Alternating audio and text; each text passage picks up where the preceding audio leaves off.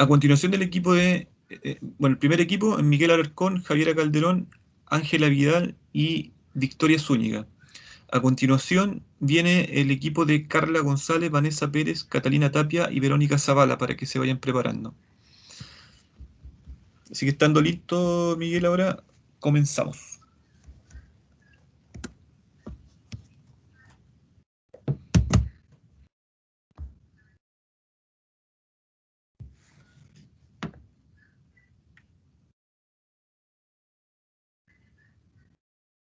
Ya, ahí se me está proyectando, creo.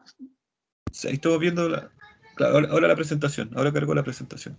Se escucha bien, así que pueden comenzar cuando estimen. Ya. Está cargando el computador, así que ahí por ahí creo que... Ahí muy bien, sí.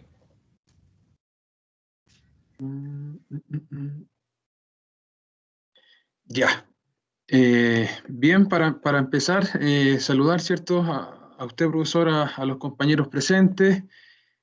Nuestro equipo de trabajo está conformado por Javiera Calderón, Ángela Vidal, Victoria Zúñiga, y por motivos de trabajo nuestra compañera Javiera no pudo asistir. Bien, nuestro tema del libro, ¿cierto? Es el capítulo 14, el cual se centra en bordes convergentes, específicamente en la formación de montañas y evolución de los continentes. Bien, como acá se señala, los bordes convergentes es necesario nosotros saber de qué es un borde convergente. Y acá hay un pequeño video que explica, o sea, no explica, sino que lo refleja en imagen, que se los quería presentar. En palabras sencillas, un borde convergente es un choque entre dos placas, como acá está señalando el video. ¿Y a qué se refiere convergente? ¿Cierto? Que converge producto de entre dos cosas. En este caso son unas placas tectónicas, las cuales son parte de la litósfera, ¿cierto? Y estos conceptos los vamos a ir trabajando en la presentación. ¿Sí? Y vamos a la presentación. Bien, acá vamos a empezar con un esquema de lo que se centra en el capítulo. Como les decía anteriormente, ¿cierto? Se centra en la formación de montaña y las primeras hipótesis eran que eran simples arrugas o tectónica de placas. También se centra en los cinturones montañosos, lo cual a mí en lo particular me sorprendió porque hay cinturones montañosos que son de 100.000 millones de años atrás y estos son jóvenes, o sea, son, a pesar de ser tantos años, ¿cierto? Son jóvenes. Y hay otros también que se divide en lo que es paleozoico y el precámbrico, y estas son ya son menos provenientes, son más chiquititas. También se le dice orogénesis, ¿cierto?, al nombre que señala el proceso de generar las montañas, de cuando nacen. Y también hay un tema fundamental en el capítulo que es sobre la evolución de los continentes, el cual eh, parte del capítulo, ¿cierto?, señalando que la Tierra tiene como alrededor de 4.500 millones de años aproximadamente, ¿ya? Y también señala de cómo crecen estos continentes. Y acá tenemos dos tipos, el crecimiento continental y también tiene que ver con la corteza continental. Y como le mencioné anteriormente, ¿cierto? Acá va en relación con los bordes convergentes de las placas.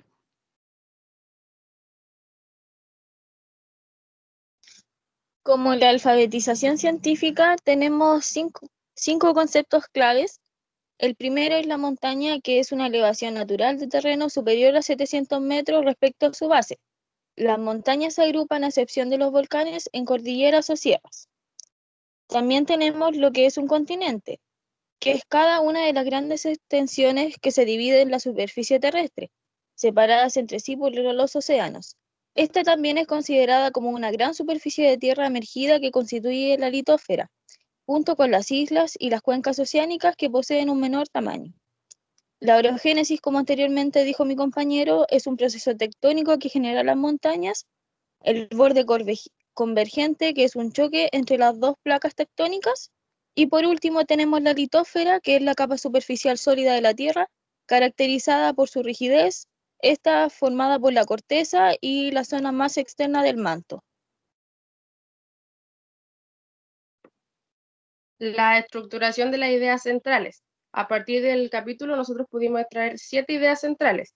La idea 1 consiste en comprender en qué consisten las montañas, cómo es su estructura y de qué se conforman, además de identificar algunos ejemplos de montañas y los principales cinturones montañosos, tal como el Himalaya y los Andes, distinguiendo cuál es su altura en comparación con el nivel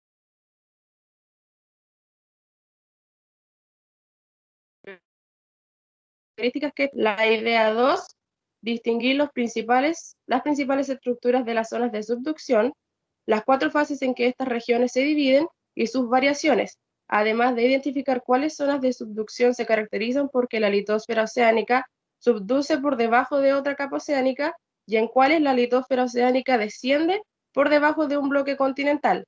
La idea 3, identificar dónde se forman las zonas de subducción y la dinámica de estas zonas, tal como la extensión y expansión de la zona de trasarco, las condiciones compresionales y los arcos insulares. Idea 4, identificar cómo se forman las montañas a lo largo de los bordes de tipo andino y cuál es la relevancia de las zonas de subducción en dichos casos, además de comprender cómo se genera un arco volcánico, en qué consiste el emplazamiento de los plutones, cómo se desarrolla un prisma de acreción y en qué consisten las cuencas de antearco. Idea 5. Entender a qué hace referencia los términos acreción, orogénesis y su relación con las placas oceánicas, además de la isostasia y los terranés, destacando de este último su naturaleza, procedencia y relación con los microcontinentes. Idea 6. Comprender cómo se generan los cinturones montañosos a partir de las fallas inversas, fallas normales, levantamientos y estratos plegados. Idea 7. Identificar cómo fue el origen de los continentes, comprendiendo cómo estos fueron creciendo y evolucionando paulatinamente, relacionando este proceso con su disposición, tamaño y forma en la actualidad. La transposición didáctica. En este caso en específico, como lo es la enseñanza del conocimiento científico relacionado al capítulo 14, el que tiene por nombre bordes convergentes, formación de montañas y evolución de los continentes, del libro Ciencias de la Tierra, se pudo relacionar al currículum nacional en la asignatura de Ciencias Naturales en la unidad 2 de cuarto año básico, específicamente con el objetivo de aprendizaje número 16, el que espera que los niños y niñas puedan explicar los cambios de la superficie de la Tierra a partir de la interacción de sus capas y los movimientos de las placas tectónicas. Se seleccionó a cuarto básico, puesto que en dicho nivel educativo se abordan conceptos presentes en el libro mencionado, y desde esa base se garantiza en muchos aspectos la comprensión del contenido. Es decir, se introduce lo planteado en el capítulo a través del contenido visto por los alumnos. En este caso, ya conocen conceptos como placas tectónicas, fallas, manto, corteza, entre muchos otros. Con la finalidad de llevar los contenidos a la práctica, se pueden utilizar variadas estrategias educativas, las que deben priorizar la realización de actividades lúdicas y dinámicas, en las que los estudiantes logren interactuar entre ellos y con sus docentes para poder relacionar sus contenidos, corregir sus errores y formular aprendizajes significativos. Es primordial que el trabajo en equipo sea en base al respeto, que se aprovechen los recursos disponibles y que se logre desarrollar las habilidades propuestas y que se promueva el aprendizaje colectivo dentro del aula. Para hacer aún más entretenidas dichas actividades, se les pueden habilitar espacios de trabajo que se encuentren en el aire libre. Así la actividad se torna menos monótona y de alguna forma motiva a los estudiantes en la adquisición de los contenidos.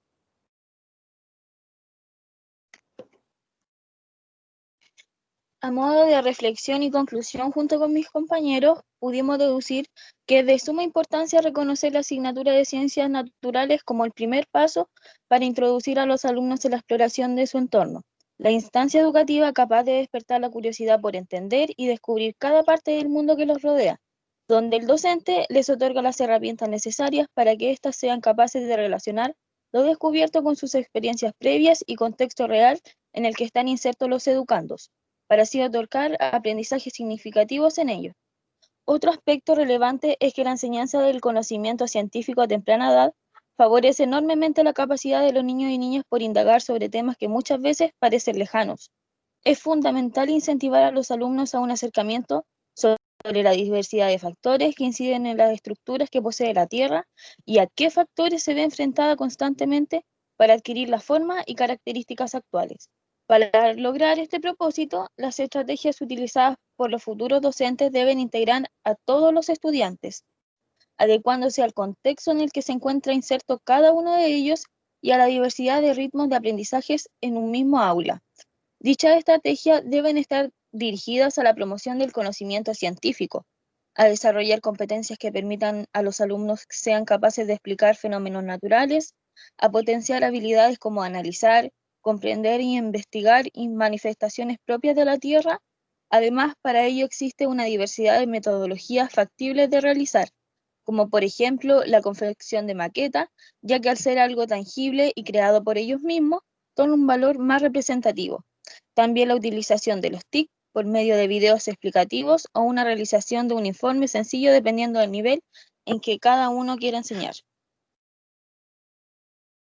Bien, aquí ya hemos terminado la presentación y eso sería, no sé si alguna pregunta, alguna acotación, profesor, algo que comentar. Muy bien. 10 minutos 30, excelente en el tiempo, no fue necesario moderar. Han hecho Sí, era un tema bien denso, así que tratamos de... han hecho un muy buen trabajo de síntesis y una excelente exposición. Hay dos ideas que en la parte final, la parte de reflexiones, me llamaron la atención.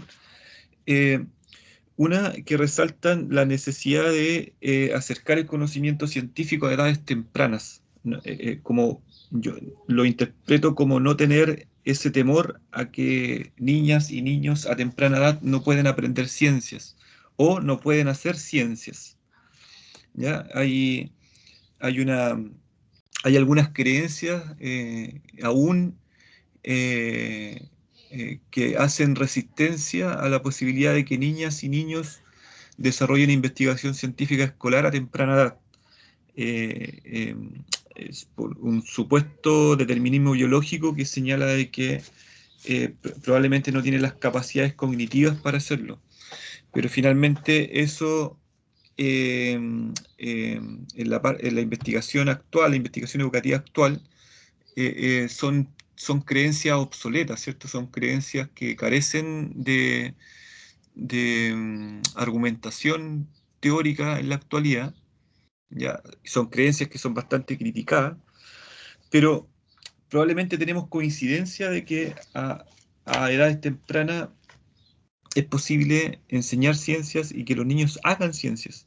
Entonces, eh, ¿qué los lleva a ustedes también a resaltar esta opción, a resaltar esta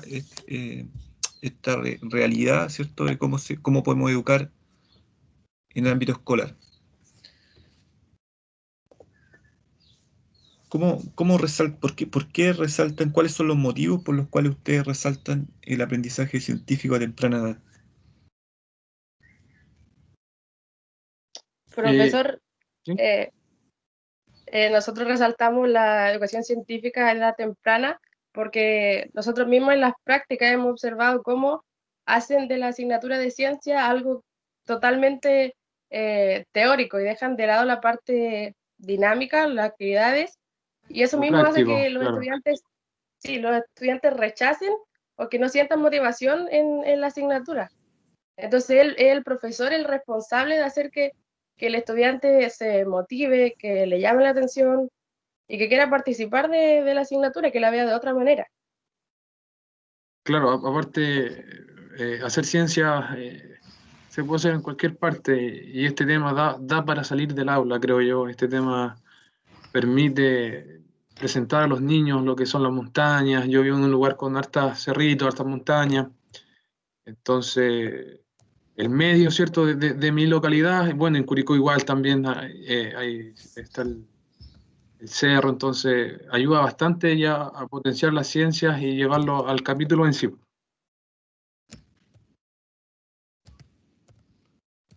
Sí, en el fondo, bueno, hay dos elementos. Uno es el acercar el conocimiento científico, permitir que los niños hagan investigación a temprana edad, y luego que esa investigación también la puedan desarrollar en contacto con la naturaleza, en el ambiente. ¿Ya? Son dos elementos muy interesantes que en la actualidad están tomando mucha fuerza y que las escuelas básicas debieran reaccionar, porque la verdad es que, por ejemplo, yo estoy haciendo mi tesis doctoral en este tema, en tema de educación ambiental, y también he desarrollado varias tesis los últimos años con estudiantes de licenciatura y de magíster en el área de educación ambiental y sobre todo educación en contacto con el medio natural. Y la verdad es que hemos indagado escuelas rurales, escuelas urbanas, escuelas particulares subvencionadas, escuelas particulares pagadas. Hemos indagado varios contextos educativos aquí en la región del Maule y nos hemos dado cuenta de que el trabajo al aire libre, la educación en contacto con la naturaleza es como, lo podríamos señalar como un elemento extraño al sistema escolar, ¿sí? Como algo, incluso en algunos lugares como Distinto. algo prohibido, ¿sí? Como algo prohibido, así por Tabú ejemplo, puede ser incluso a veces. claro, porque por los accidentes, por el control de grupo, por los temores, hay un montón de tensiones en ese tema, temores, ¿ya? Entonces, bueno, por eso yo lo resalto con todos los equipos y a lo mejor por eso también me tomo el tiempo de cuando aparece este elemento darle énfasis porque la verdad es que ustedes son la generación de recambio. Luego, resaltan también en la presentación el uso de maquetas, ¿ya? ¿Qué tipo, qué facilidades nos otorga el uso de maquetas? ¿Qué tipo de facilidades para enseñar este contenido en particular?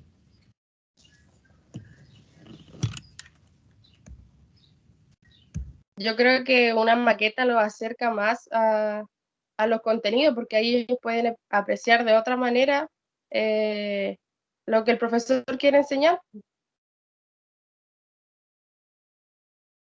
Además, nosotros proponemos una maqueta, por ejemplo, con materiales reciclables, lo que también enfoca varios temas de la ciencia, que es también el cuidado con el medio ambiente. Y aparte, igual ayuda a la imaginación, al construir, ¿cierto? Creo yo que eso eh, es un objetivo bastante potente. Claro, bueno, Creo la respuesta ahí se complementa, ¿cierto? La respuesta que dan ustedes.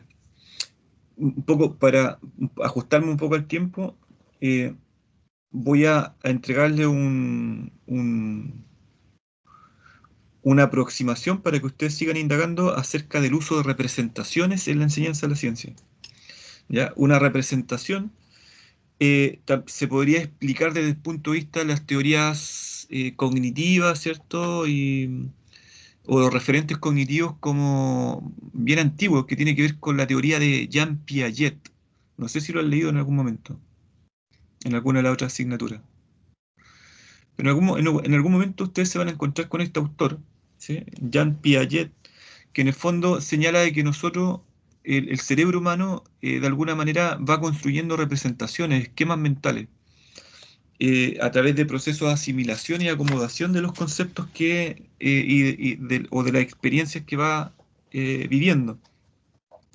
Entonces, uno se imagina el esquema mental como una especie de mapa conceptual que tú vas completando constantemente, incluso perfeccionando constantemente, quitando cosas que probablemente no están bien dentro del mapa conceptual e incorporar elementos nuevos que van generando una especie de perfección dentro de ese mapa conceptual.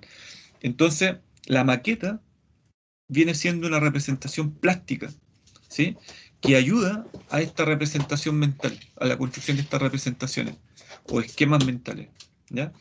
Investiguen un poco eso porque es súper importante para entender el sentido de por qué en educación se hace uso de las representaciones, dibujos, esquemas, maquetas, ¿ya?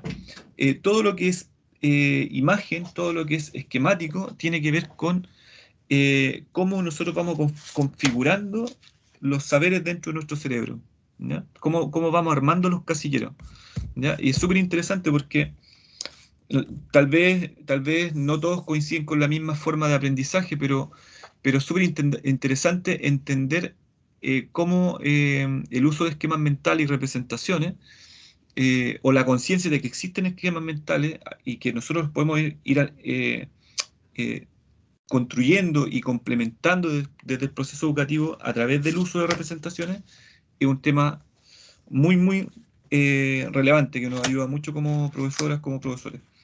Ya, pasamos al equipo siguiente de Carla González, Vanessa Pérez, Catalina Tapia y Verónica Zavala. Gracias, profesor. Compañeros. Muy bien al equipo, han hecho un buen trabajo.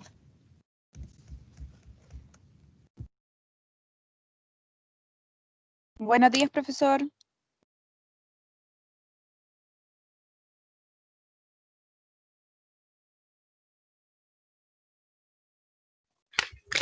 Profesor, ¿proyecto la diapositiva?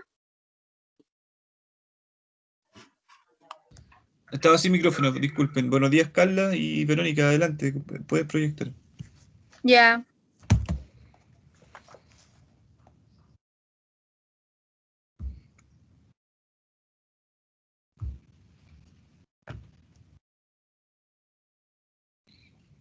¿Se ve algo? Todavía no carga. A mí no me aparece, pero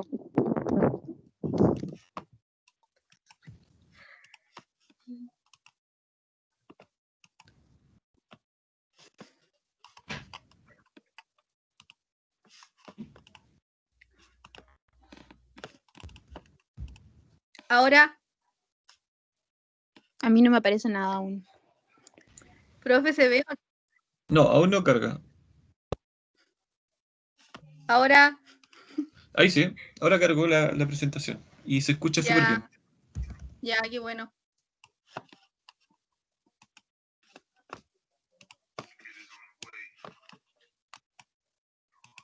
Pueden comenzar. Ya, vamos a comenzar. ¿Se escucha bien? Sí, ahora ahí estamos viendo la presentación y se escucha bien. Sí, ya, ok. Entonces, para comenzar, buenas tardes ya a todos los presentes, profesores y alumnos, estudiantes. Nosotros vamos a hablar sobre las aguas superficiales y las aguas subterráneas, que corresponden al capítulo número 16 y 17 del libro. Los integrantes, Carla González, Catalina Tapia, Verónica Zavala y quien les habla, Vanessa Pérez. Puedes cambiarla nomás, Ver. Ya. El objetivo de aprendizaje es el OA número 12, el cual nos dice describir la distribución del agua dulce y salada en la Tierra, considerando océanos, glaciares, ríos y lagos, aguas subterráneas, nubes, vapor de agua, etc. Y comparar sus volúmenes, reconociendo la escasez relativa del agua dulce. Bueno, la relación que nosotros hicimos entre el objetivo de aprendizaje con los capítulos, primeramente era reconocer los tipos de agua, que fueron nombrados igual algunos ahí en el objetivo. También comprender la importancia de estas aguas en el planeta Tierra, conocer sus características y relacionarlas con la actualidad, ya que actualmente la contaminación es mucha que hay en el agua y cada vez va variando, entonces poder educar y generar conciencia acerca de este tema. Cambia la diapositiva. Ahí. Ya, las palabras claves que nosotras más utilizamos y más se vieron durante los capítulos fue ríos, caudales, pilancones o marmitas gigantes, sedimento, dolinas y cavernas. no las vamos a definir por tiempo, pero van a enterarse más adelante a qué se refiere cada una. Primero, ¿qué son las aguas superficiales? Las aguas superficiales son todas aquellas corrientes que discurren por la superficie del suelo. Cámbiala nomás.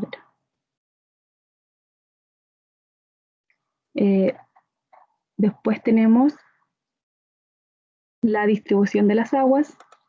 En la distribución de las aguas, alrededor de un 97,2% se almacena en los océanos, en los casquetes polares y los glaciares, un 2,15%, y queda un 0,65% que se divide entre los lagos, las aguas corrientes, las aguas subterráneas y la atmósfera.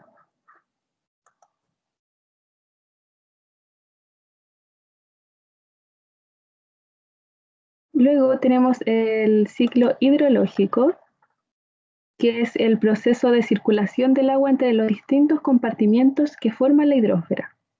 Por ejemplo, del agua de los océanos a la atmósfera, de la atmósfera a los continentes y desde los continentes de vuelta al mar. Este ciclo es de tipo biogeoquímico, debido a que posee mínimas reacciones químicas. Ese término se refiere a que posee mínimas reacciones químicas, ya que el agua se traslada de un lugar a otro y puede variar de estado físico.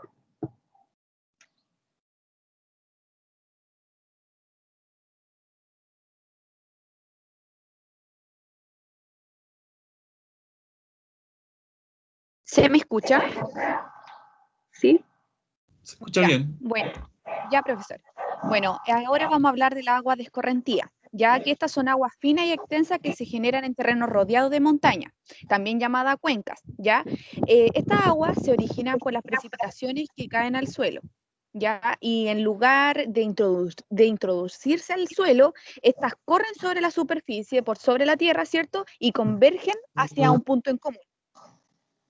¿Aló? ¿Alguien habló? Ya. ¿Puede seguir, Vero, por favor? ¿A la otra diapo? Bueno, ahora le voy a hablar del flujo de corriente, ya que estas aguas pueden fluir de dos maneras, como flujo laminar o como flujo turbulento, ¿ya? Bueno, cuando el flujo es laminar, las partículas del agua, si ustedes se pueden fijar ahí, ¿cierto?, fluyen de una forma recta, paralela al cauce. ¿Qué es el cauce? Es por donde circula la corriente, ¿ya? Además, estas partículas no se mezclan y solamente fluyen a una dirección, ¿ya? También vemos el flujo turbulento, ¿ya? Que es muy distinto al otro flujo, ¿cierto? Porque este es desordenado y las direcciones de las partículas forman pequeños remolinos, ¿ya? ¿Puede avanzar, Vero, por favor? ¿Vero? Ya. Aquí voy a hablar de Tarbuck y Lütgens, ya que indicaron que la capacidad de una corriente para erosionar y transportar material está directamente relacionado con la velocidad. Por ende, existen factores para determinar esta velocidad, pero dependen siempre de la cantidad de trabajo erosivo que se puede llegar a realizar. Por ende, voy a hablar aquí del gradiente y del caudal, ya que el gradiente es el factor clave que controla la velocidad del cauce, del flujo, perdón.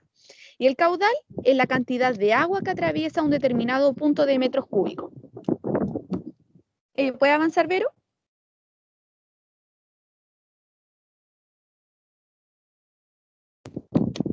Bueno, la erosión de las corrientes fluviales.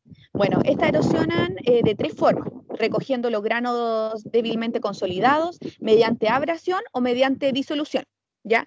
Bueno, esta de abrasión ya se refiere cuando, bueno, en el agua se araña, se frota y se golpea la abrasión, eso es lo que hace, y después erosiona el cauce, y esta alisa y redondea los granos desgastados. Ya después, como disolución, mediante disolución, ¿cierto? Este material disuelve la corriente. ¿Puede avanzar, Vero, por favor? ¿Vero? Ya. El transporte de sedimento por las corrientes. Bueno, las corrientes son el agente erosivo más importante de la Tierra, ¿ya? Que eso lo estamos viendo ahora. Y este se transporta de tres formas. Puede ser por carga disuelta, por carga suspendida o por carga de fondo, ya como ustedes pueden ver en la imagen de ahí. Bueno, por carga disuelta, el material de carga depende de factores, ya uno de ellos el clima, y al transportar este material, este se disuelve y fluye por la corriente. Luego encontramos la carga suspendida, ya que la cantidad de material transportado depende de la velocidad del agua y la velocidad depende de la sedimentación de cada grano. Un ejemplo de esto es la arena o la arcilla. Bueno, y la carga de fondo, que es a lo largo del cauce, ya esta se trata de sedimentos de proporciones mayores, ya a las anteriores. Estos granos se mueven a lo largo del fondo de la corriente. Ya, Vero, voy a avanzar.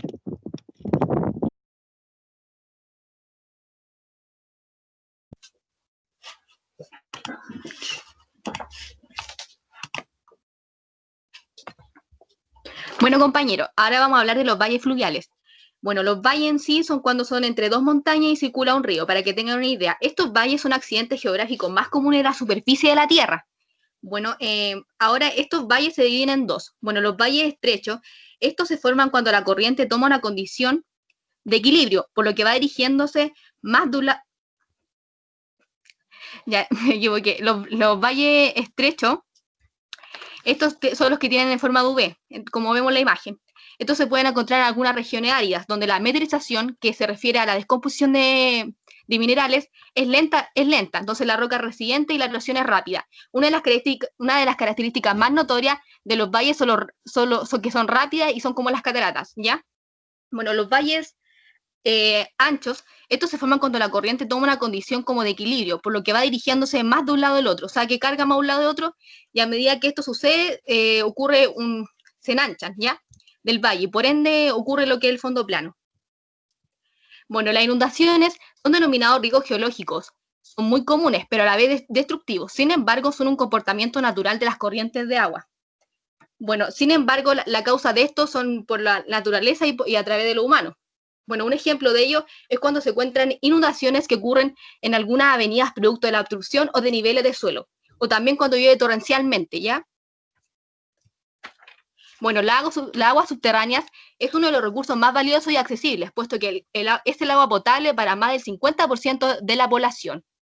Bueno, esta agua además pertenece a un lugar muy oculto a la vista, excepto en cavernas y las minas. Sin embargo, se cree que el planeta es sólido, y esta opinión se mantiene cuando observamos una caverna y se ve el agua fluir en un cauce que parece haber sido excavado en una roca sólida.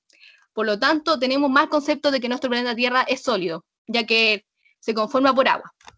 Bueno, esta agua influye como un compensador de flujo, pues gran parte del agua que fluye en los ríos no procede directamente de la lluvia, ni de la fusión de las nieves, puesto que gran porcentaje de la precipitación se introduce y luego se desplaza lentamente a las tierras, hasta que las corrientes causadas. Por ello, esta agua actúan como almacenamiento. Esa es la importancia de esta agua, ¿ya?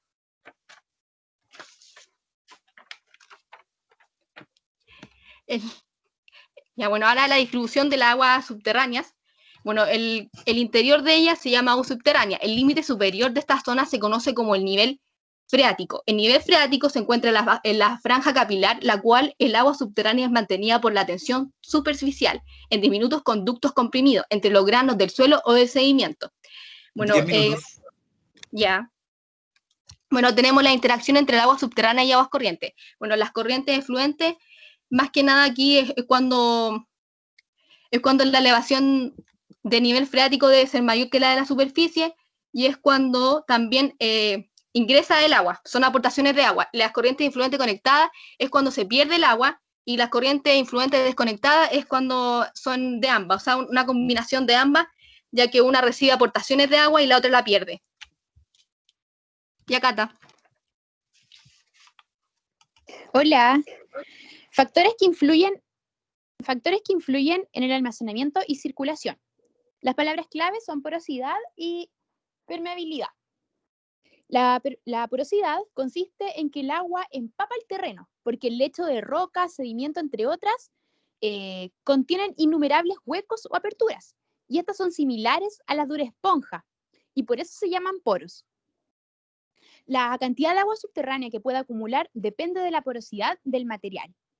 ¿Ya? La siguiente, por favor. Y ahí se ve en la imagen el ejemplo, que el suelo permeable empapa mucha más agua que el impermeable. Circulación de las aguas subterráneas. Las aguas subterráneas se encuentran en los espacios poros y las fracturas que quedan en las rocas y sedimentos. El movimiento de la mayor parte del agua subterránea es demasiado lento de poro a poro, y la energía que emite mover el agua subterránea es la que proporciona la fuerza de gravedad. Siguiente. ¿Dónde están las aguas subterráneas? Algunos ejemplos que podemos ver en las imágenes son, la primera, las fuentes termales, los pozos, los manantiales, los pozos artesianos y los geysers. Siguiente.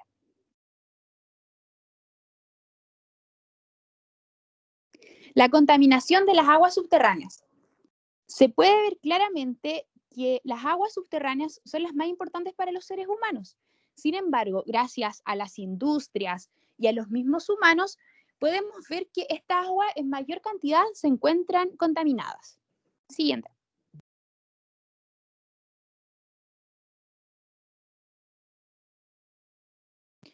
El trabajo geológico del agua subterránea está tanto en las cavernas como en la topografía kárstica. Dale con la otra para ir a la...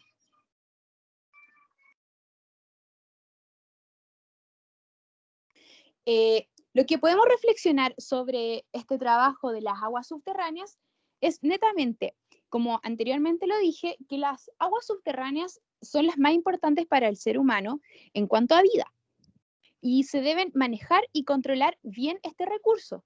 Es por eso que el Estado o las empresas en sí deberían aportar más dinero para la elaboración y la descontaminación de este tipo de agua.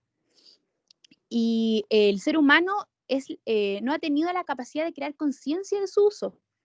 Es por eso y es muy fundamental fomentar a los futuros ciudadanos, en este caso a los estudiantes, a utilizar los recursos de manera adecuada y no desmedida. Siguiente. Y eso, profesor, espero que le haya quedado claro la importancia de las aguas subterráneas en sí y le haya quedado claro también el tema. Gracias al equipo. 14 minutos 57. Han hecho un buen trabajo.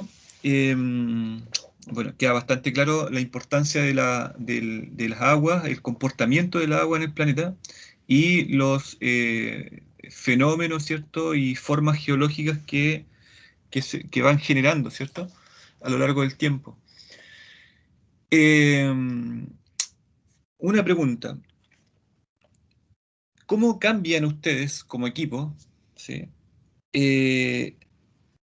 La percepción que tienen ustedes acerca del ciclo del agua o cómo se enseña el ciclo del agua en nivel escolar? No sé si recuerdan cómo les enseñaron a ustedes el ciclo del agua cuando estaban en el colegio, en la escuela básica. Y a partir de este trabajo, ¿cómo cambia la percepción acerca del ciclo del agua y cómo nosotros podemos incorporar más elementos a los que tal vez nos enseñaron en la enseñanza básica?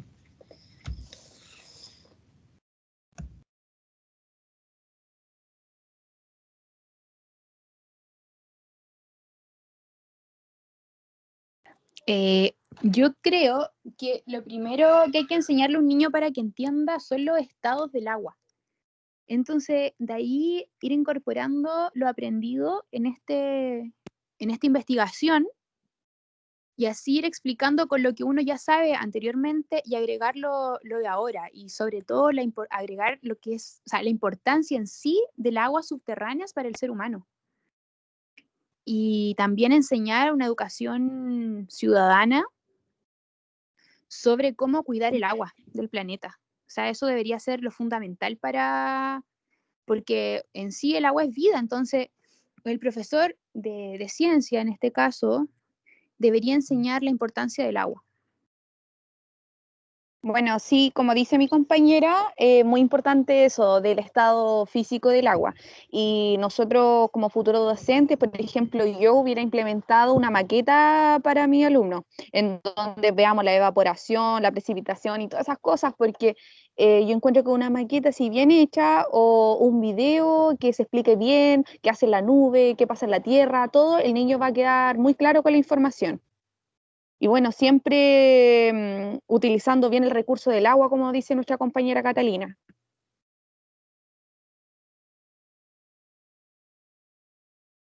Muy bien, muy buen trabajo.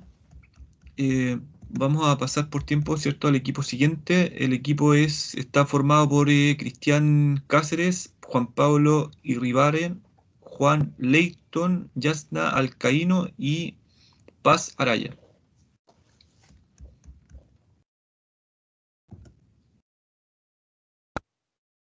Hola, profesor. Buenas tardes.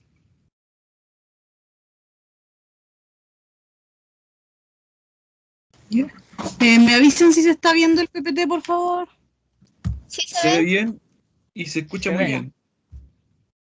Pueden comenzar cuando quieran.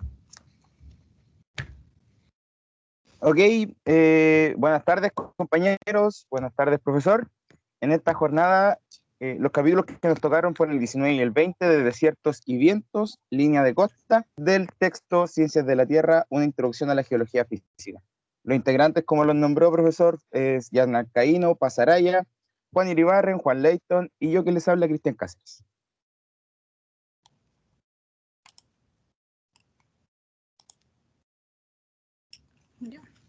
El capítulo 19 hablaba principalmente de los desiertos, sus tipos y los diversos fenómenos que ocurren en estos, como la influencia del agua y del viento, además de los tipos de depósitos que estos últimos generan.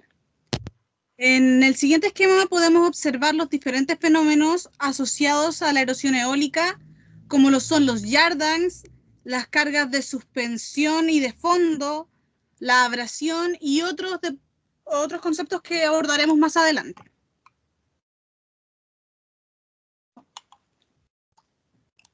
Los desiertos cubren alrededor de un 30% del planeta y existen dos tipos principales. Primero tenemos los desiertos de latitud baja, que están cercanos a los trópicos de Cáncer y Capricornio, muy cercanos a la línea del Ecuador, y son tan secos debido a las altas presiones que dificultan la formación de nubes. Y como segundo tenemos a los desiertos de latitud media, que están al interior de las masas continentales, encontrándose muy lejos del mar. Los desiertos de latitud media son secos principalmente porque están muy lejos del mar y los relieves del territorio, como las montañas, impiden el paso del aire húmedo hasta los desiertos. Y los desiertos de latitud baja están alrededor de los trópicos de Cáncer y Capricornio, que se logran apreciar aquí en la imagen.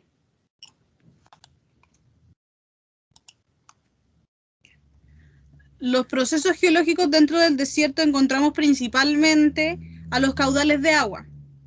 Los caudales de agua se caracterizan por ser corrientes esporádicas, es decir, que solo fluyen por cortos periodos de tiempo, existiendo excepciones como el río Nilo en Egipto, que son corrientes de agua permanente.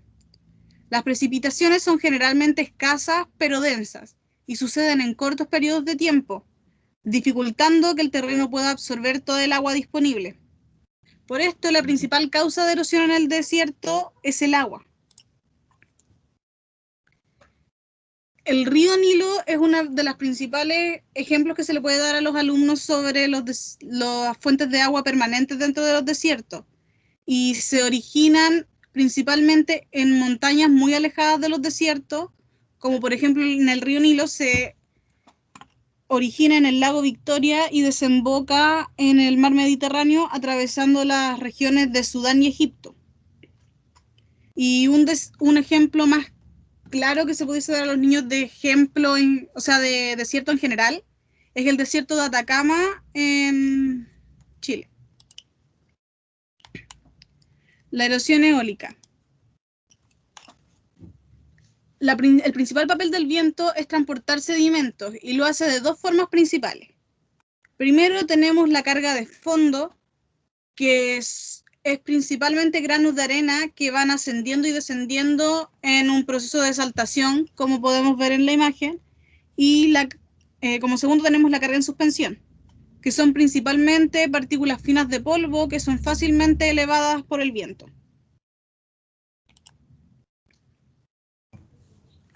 Ahora hablaremos de la deflación, depresiones de deflación y el pavimento desértico. La deflación es una forma por la cual el viento produce erosión. Esta se da cuando el viento levanta las partículas que están en la superficie de la Tierra y las transporta hacia otro lugar. El paisaje en el cual se produce este fenómeno se denomina depresiones de deflación. Este paisaje se caracteriza por ser un suelo con agujeros pequeños y variados de arena, como se puede ver en la imagen de la derecha. Otro paisaje que existe en el desierto es el pavimento desértico. Este se caracteriza porque su superficie está cubierta de granos de arena gruesos que son imposibles de mover por el viento. Por esto no se produce erosión eólica en este paisaje.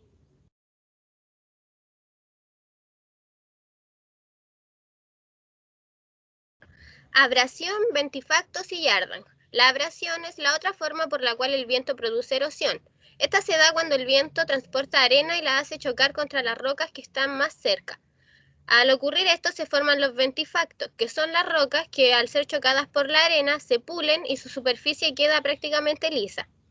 Otro efecto de la erosión eólica son los yardan. Estas son rocas más grandes que están situadas en los desiertos, en donde el viento provoca que en la punta de estas rocas se formen unas crestas aerodinámicas. En los desiertos existen dos tipos de depósitos eólicos. El primero son las dunas. Estas son montículos o colinas de arena que pertenecen a los depósitos de arena. Estas se crean cuando la velocidad del viento que va transportando partículas de arena disminuye, haciendo que estas partículas caigan y se amontonen en un mismo lugar. Las dunas poseen a un lado una cara de desplazamiento, como se puede ver en la imagen, y por el otro lado se llama estratos cruzados. Existen 6 tipos de dunas principales: las barjanes, transversas, barjanoides, longitudinales, parabólicas y en estrella. Estas se diferencian por su apariencia, como se aprecia en la imagen.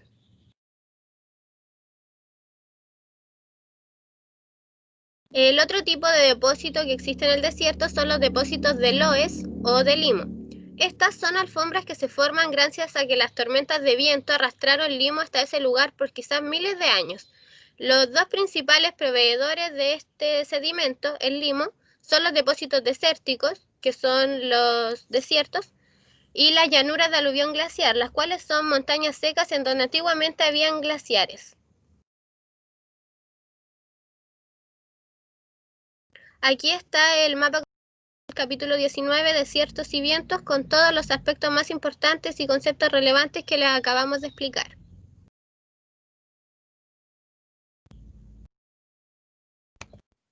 El capítulo número 20 trata y aborda específicamente la línea litoral o el límite que se establece entre la tierra y el agua. En el esquema podemos ver que se entiende lo que ocurre en la línea litoral como una interfase dinámica en la que intervienen principalmente 3 factores. ¿Cuáles son? El viento, la tierra y el agua. Como un dato extra podemos mencionar que la gravedad que ejerce la luna y el sol es una estrecha relación con el comportamiento del agua y las mareas. Finalmente, tenemos que destacar que la erosión marina en este caso, es el principal recurso más nefasto o producto nefasto que se produce y está estrechamente relacionada con la intervención humana.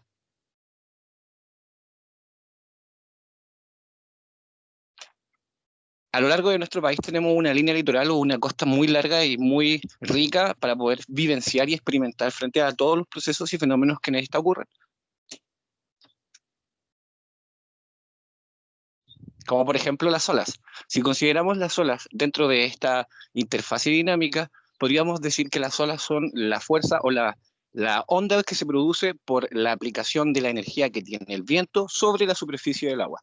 En ella podemos reconocer características como la cresta, que es la parte superior, y los valles.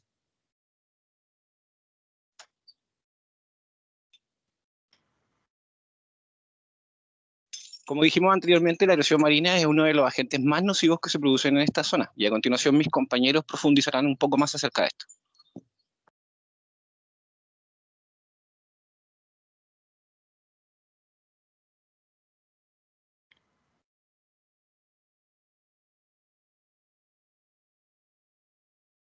Siguiente diapositiva, por favor. Muy bien. La actividad de las olas, sus movimientos, como se pueden ver en pantalla, juegan un papel importante en el proceso de la erosión. Esto va de la mano con la energía que influye en sus movimientos, ya que mientras mayor o menor sea esta energía, determinará también en mayor o menor forma el efecto de la erosión, del arrastre de los sedimentos.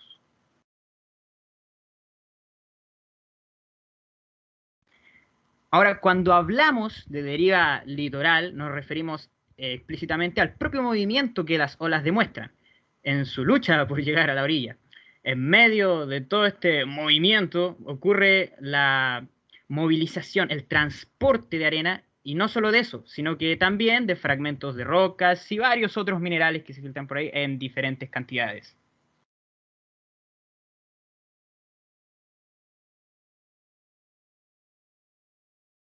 Ya cuando hablamos de costa, existen muchas diferencias en esta, y las principales características que las diferencian son 4.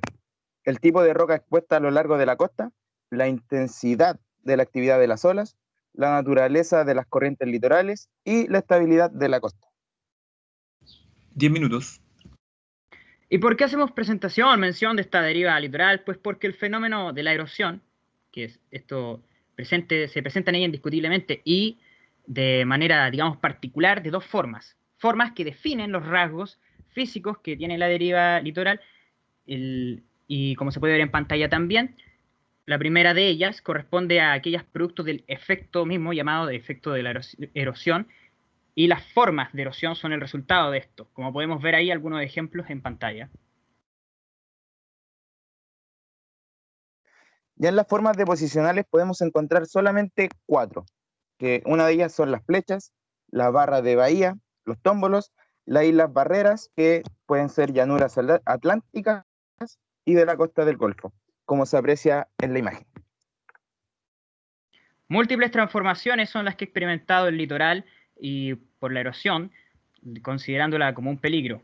Pero si bien se considera la erosión como un peligro, sin embargo, podemos al compararla con otros grandes fenómenos naturales y la acción del mismo ser humano, termina convirtiéndose en un peligro menor en comparación a estas otras amenazas.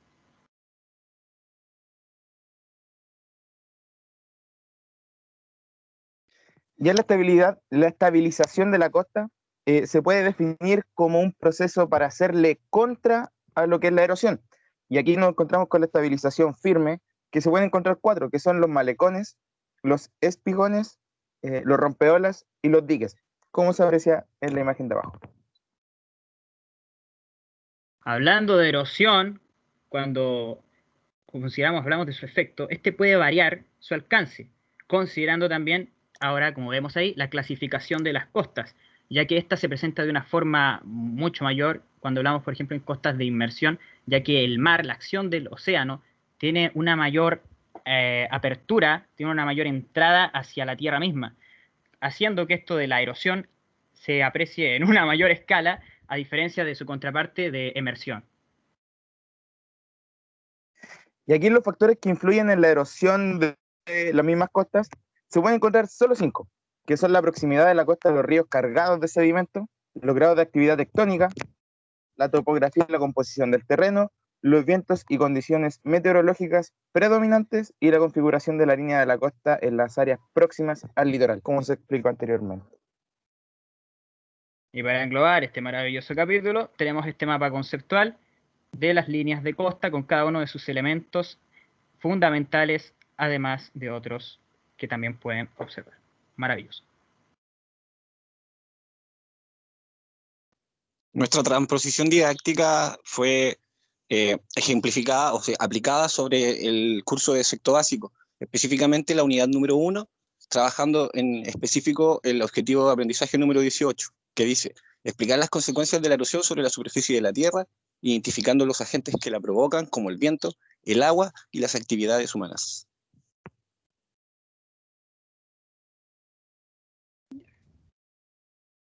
Idealmente, nuestra propuesta sería visitar una zona seca y una costera, pero considerando que no todos los colegios tienen los recursos para realizar estos dos experimentos, estas dos excursiones, se propone realizar dos experimentos. que consisten en emular los ecosistemas, tanto el de las regiones secas como el de las regiones marinas, en 2 recipientes distintos, tomando en consideración las corrientes de aire principalmente.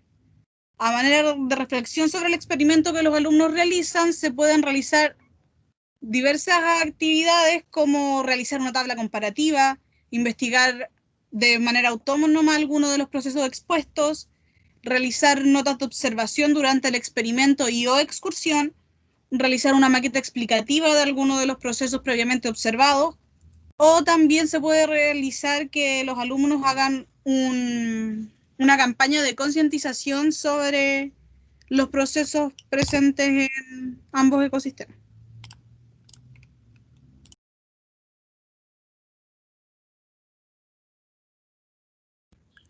A modo de reflexión, con lo visto durante estos 2 capítulos, queremos resaltar la importancia del cuidado ambiental, tanto en las zonas secas como en las zonas costeras.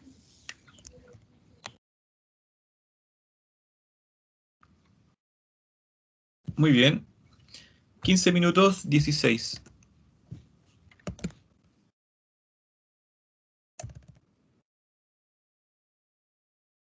Bueno, una muy buena síntesis temática o exposición temática.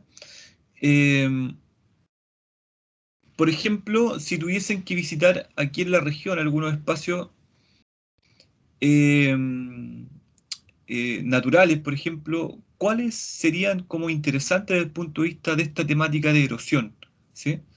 ¿Dónde tenemos espacios que nos permiten apreciar distintos efectos o las distintas variables que están asociadas a la erosión aquí en la séptima región?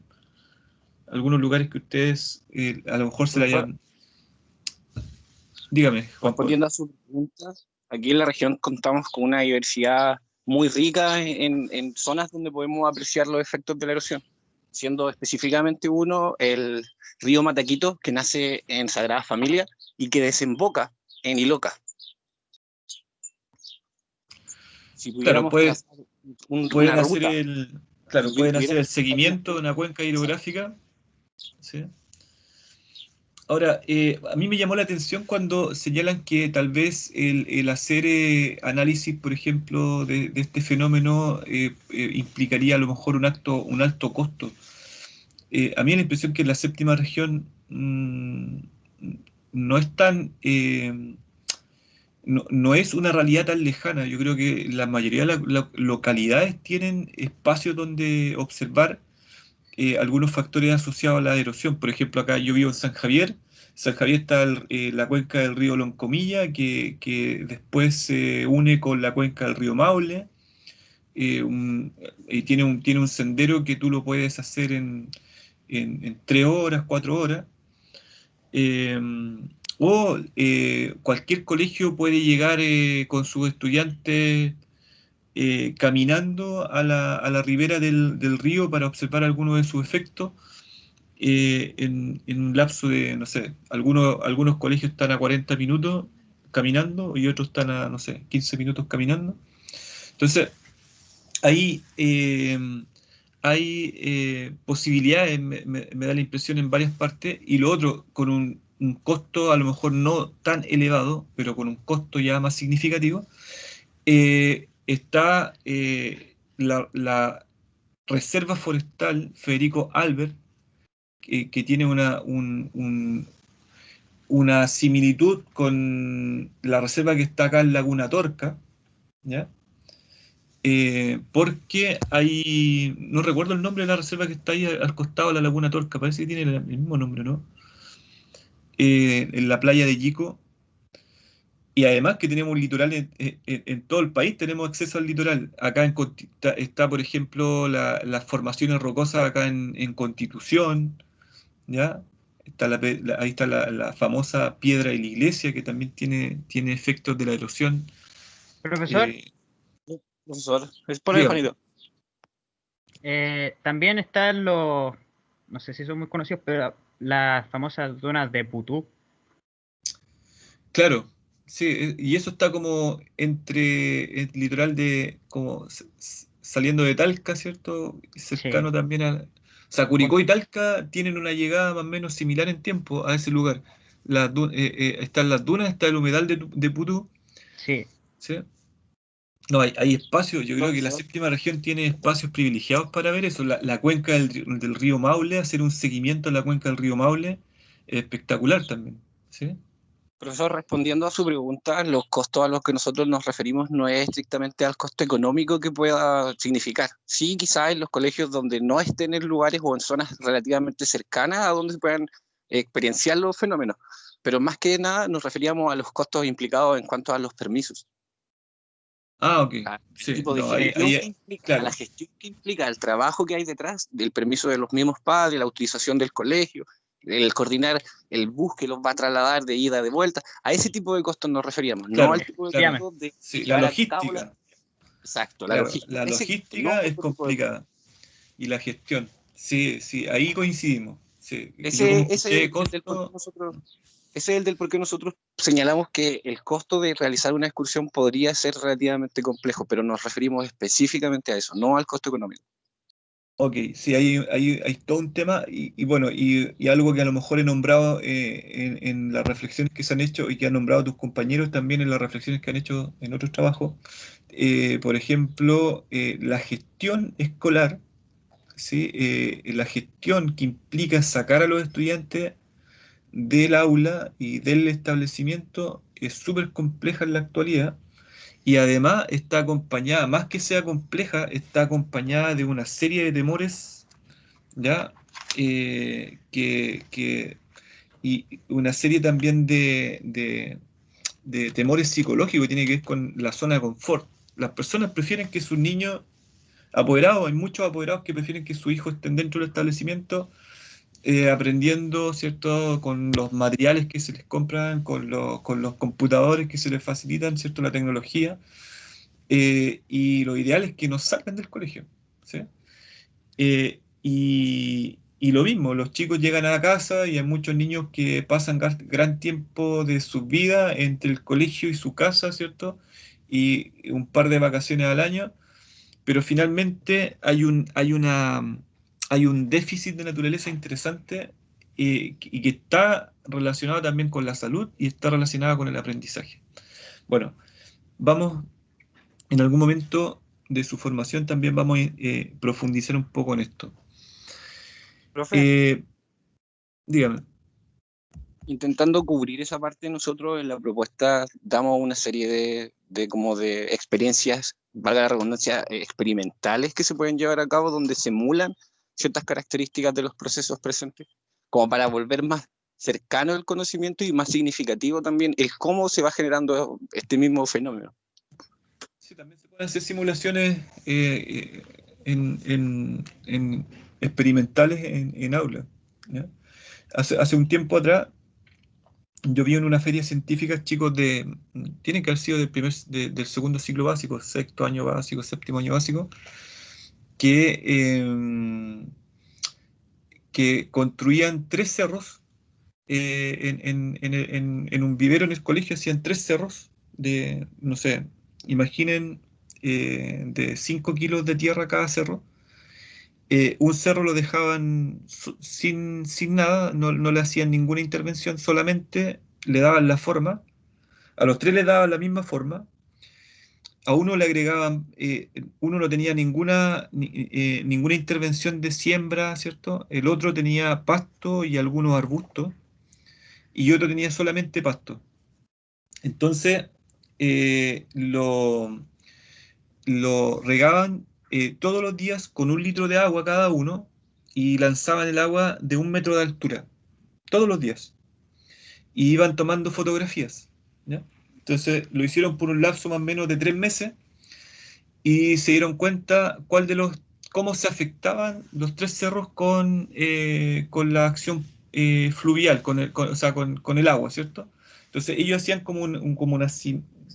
trataban de asimilar lo que pasaba en el medio ambiente, o simular, perdón, y luego se dieron cuenta de los resultados. Bueno, y ustedes se podrán imaginar qué pasó con el cerro que no tenía ningún tipo de vegetación y con los otros 2 que sí tenían vegetación. Entonces, se dieron cuenta de que el que tenía pequeños arbustos, pequeñas especies arbustivas, comenzó a tomar formas, ¿sí? El agua transitaba alrededor de los arbustos y eso hacía que fuese tomando formas. El único que mantuvo su forma fue el que tenía pasto, ¿ya? Bueno, y eso fue, hicieron el barrido fotográfico después y ver el barrido fotográfico en un video así como, no sé cómo le llaman ese efecto cuando van pasando fotografías con una cierta velocidad y tú puedes percibir los cambios en los tres cerros. Finalmente fue un trabajo fantástico, les fue muy bien en la feria. Y nosotros después con otro grupo de estudiantes acá en mi colegio replicamos el proyecto para ver si llegábamos a resultados similares, ¿ya?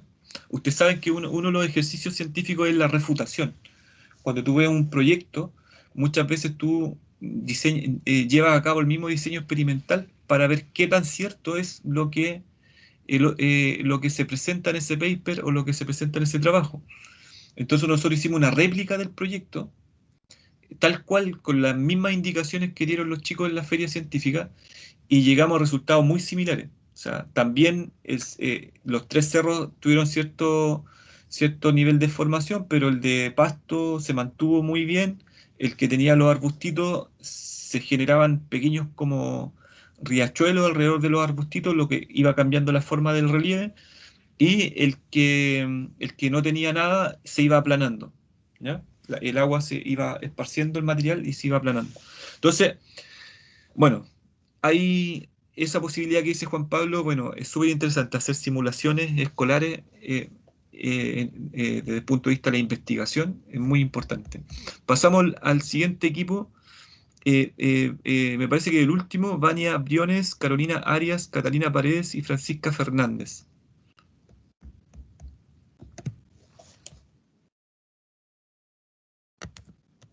¿Se encuentran, verdad? Sí, profesor. Muy bien. Estoy intentando viendo la presentación. Estoy viendo la presentación y se escucha.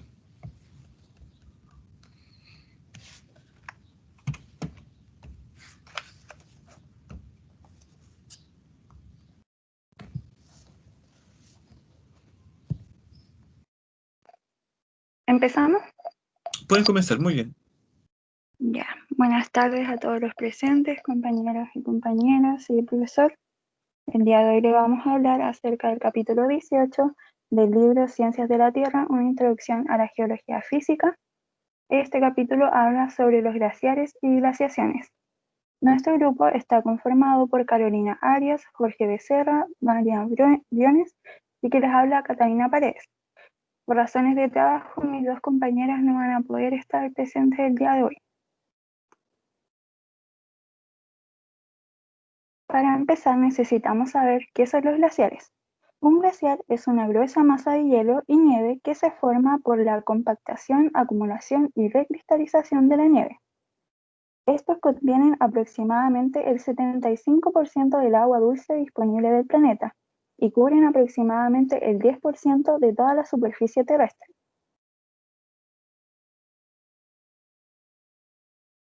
Algunas investigaciones demuestran que el 2% del agua del mundo se encuentra almacenada en los glaciares. A lo mejor 2% suena como un porcentaje bastante pequeño, pero estamos hablando del 2% de una cantidad que es enorme. Para ejemplificar esto, podemos decir que los glaciares de Casquete están compuestos por el 80% de todo el hielo mundial y un aproximado de 2/3 del agua dulce. Este cubre 1,5 veces todo el territorio de Estados Unidos. Si todo este hielo se fundiera o derritiera, el nivel del mar aumentaría entre 60 a 70 metros, lo cual causaría inundaciones en las zonas costeras, en islas y obviamente afectaría los ecosistemas y las especies que en ellos habitan.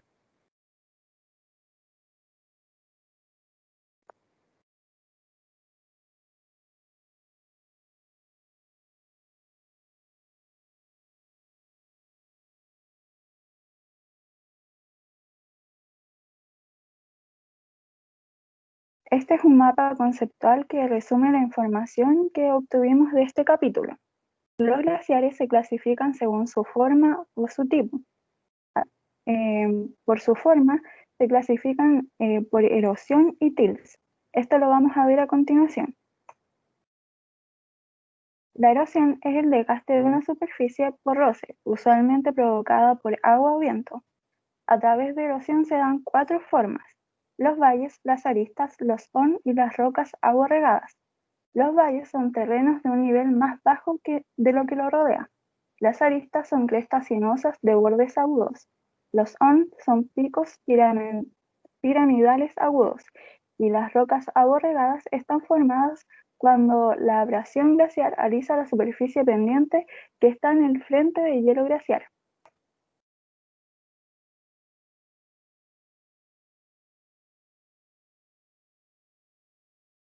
A través de los tilts, que son pilas de sedimentos variados de origen glaciar, se dan las morrenas y los drumlins. Las morrenas son lomas alargadas que se encuentran cerca de los glaciares, y los drumlins son formas de relieve de origen glaciar. También existen los glaciares del valle y los glaciares de casquete.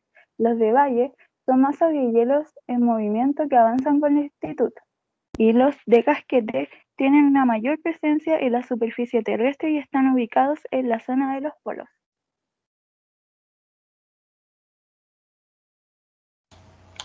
Bueno, en la relación curricular nosotros escogimos el objetivo de aprendizaje número 12 del 5º año básico, que dice: describir la distribución de agua dulce y salada en la Tierra, considerando océanos, glaciares, ríos y lagos, aguas subterráneas, nubes, vapor de agua, etc. Y comparar sus volúmenes, reconociendo la escasez relativa del agua dulce. Bueno, nosotros al leer este capítulo, nos surgieron estas 2 preguntas. Si los glaciares se podían formar en zona tropical.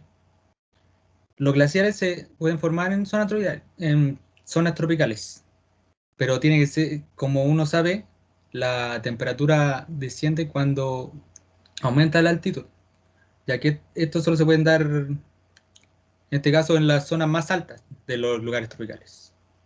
Y también, ¿acaso es posible que los icebergs puedan utilizarse como fuente de agua para los desiertos? Se ha estudiado esta posibilidad, debido al gran abastecimiento que tienen, pero no existen buques capaces de remolcar un iceberg, ya que son demasiado grandes. Miden de 1 a 2 kilómetros. Además, por otra parte, mientras este fuera transportado, tendría una pérdida sustancial, ya que se evaporaría debido al sol y al arrastre lento que tienen.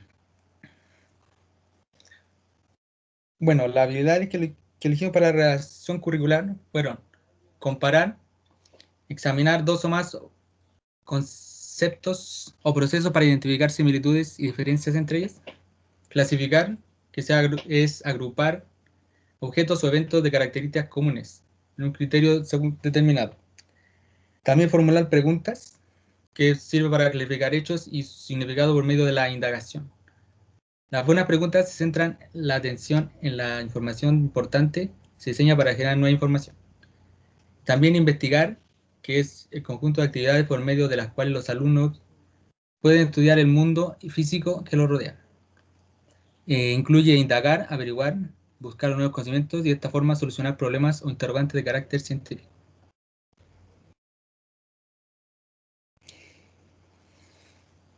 Además, las actitudes que elegimos fueron reconocer la importancia del entorno natural y sus recursos, desarrollando conducta de cuidado y protección del medio ambiente. Demostrar curiosidad e interés por conocer seres vivos, objetos y eventos que conforman el entorno natural. Y manifestar un estilo de trabajo riguroso y honesto, perseverante, para lograr los aprendizajes de la asignatura.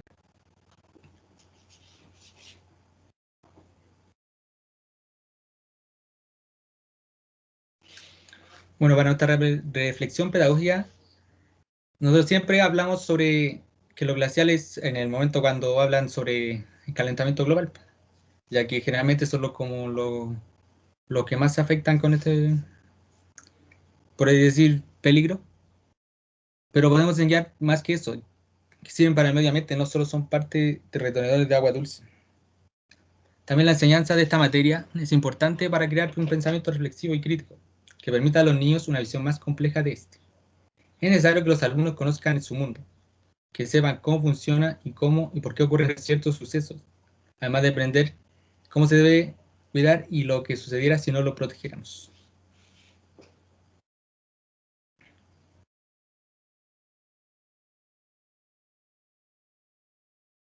Además, la enseñanza de la ciencia no arroja inmediatamente la forma correcta en la que se debe enseñar.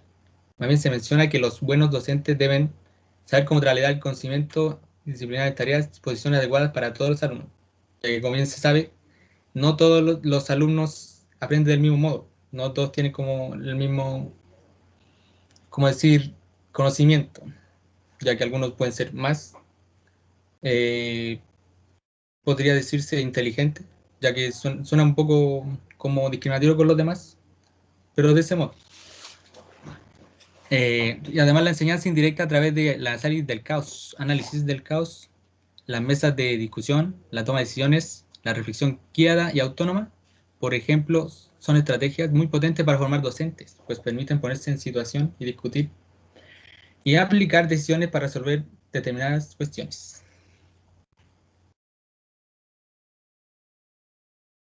Y ahí se puede ver la bibliografía donde sacamos todo los material para realizar esta presentación. Muy bien, Jorge. 8 minutos 58. ¿Tienen tiempo para agregar algo que le haya llamado la atención como equipo frente al tema? ¿Qué cosas fueron las que tal vez, qué elementos novedosos encontraron en esta temática y que tal vez sería interesante que escolares en etapas, o sea, niñas y niños en etapa escolar debieran aprender? ¿Sí? ¿Qué elementos encontraron interesantes? Podría ser como la cantidad de agua que puede contener un glaciar y lo que sucedería si este se derritiera. Muy bien. Además de que como en el mismo modo, la misma edad que di antes, la cantidad que, bueno, no sé si me repita, la cantidad de agua que contiene como recurso natural, así como de agua dulce, para contener el agua dulce. No sé si me explico. Sí, o sea, en el fondo tú lo puedes ver como la cantidad de agua y el desastre natural que podría generar si tuviese un cambio de estado así brusco, ¿cierto? Pasar de sólido a líquido Sí. brusco. Bueno, eso está ocurriendo producto del cambio climático, así que tampoco nos debiera llamar mucho la atención que en los próximos años las inundaciones sean mucho más frecuentes en algunas zonas del planeta. Y lo otro, eso por ejemplo ya está ocurriendo. Y lo otro, como reserva de agua, también tiene un factor positivo y un factor negativo. Depende desde qué perspectiva teórica o desde qué perspectiva humana se observe, ¿ya? Por ejemplo, grandes reservas de agua en Sudamérica, así, en la parte de Patagonia, ¿cierto? Chilena y Argentina, se están observando como zonas de explotación de agua dulce por las grandes potencias. Y de hecho eso ya está ocurriendo, ¿sí? Hay una exportación de agua dulce desde el sur de nuestro continente hacia otras partes del planeta. Grandes negocios donde la ciudadanía todavía, o frente a los cuales la ciudadanía todavía no despierta. ¿Se entiende?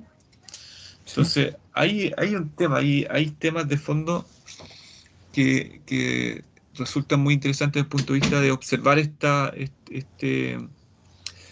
si tú lo estás analizando como reserva de agua para el ser humano o como reserva de agua para la biosfera. Hay una mirada distinta ahí. Sí. Lo mismo pasaba adelante con otros temas, por ejemplo, muchas veces nosotros miramos el cuidado del planeta o si cuidamos o no el planeta analizando la supervivencia del ser humano. Y muy pocas veces nos ponemos en lugar de otras especies, que son mucho más frágiles que el ser humano. ¿Ya? Bueno, hay muchas cosas que reflexionar, Jorge. Así que muy bien. Jorge, Catalina, ¿quién más expuso? No, solo fuimos nosotros dos. Jorge, Nosotros. Catalina.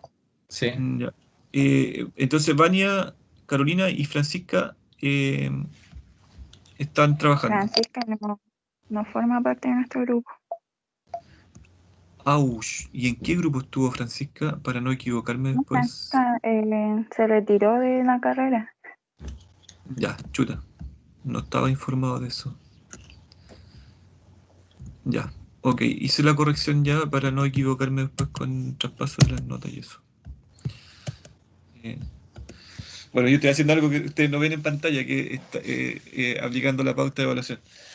Bueno, hemos llegado al final de la ronda de exposiciones. Hay 9 personas conectadas. Le agradezco la presencia, haber llegado al final y bueno, y poder apreciar el trabajo de sus compañeros y compañeras. Lo ideal en estos trabajos, como son horarios de clase y como son acuerdos que vamos tomando, lo ideal es que siempre esté la mayoría presente. Sabemos que estamos en una situación especial y no se puede, pero cuando estamos en la universidad, por ejemplo, ya en clases presenciales, este fenómeno no ocurre. O sea, el que está en clase, o sea, tenemos que estar. Es como nuestra responsabilidad estar. Pero bueno, paciencia. La próxima clase vamos a desarrollar un pequeño cierre de este contenido y les voy a explicar cómo vamos a enfrentar el trabajo de laboratorio natural. Hay una última temática que tenemos que abordar durante este semestre y un trabajo final, así que lo voy a explicar en la próxima clase para que le traspasen a sus compañeros la información y tengamos la próxima clase una buena asistencia. Un abrazo, que tengan una buena tarde y un lindo fin de semana largo, ¿ya? Que disfruten y descansen junto a sus familias. Hasta luego. Igualmente, profesor.